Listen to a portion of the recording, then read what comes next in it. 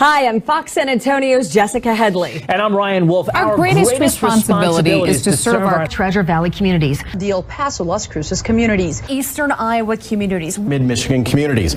We are extremely proud of the quality, balanced journalism that CBS 4 News produces. But we are concerned about the trouble and trend of irresponsible, one-sided news stories plaguing our country. The sharing of biased and false news has become all too common on social media. More alarming, some media outlets publish these same fake stories without checking facts first. The sharing of biased and false news has become all too common on social media. More alarming, some media outlets publish these same fake stories without checking facts first. Unfortunately, some members of the media use their platforms to push their own personal bias and agenda to control exactly what people think, and this is extremely dangerous to our democracy.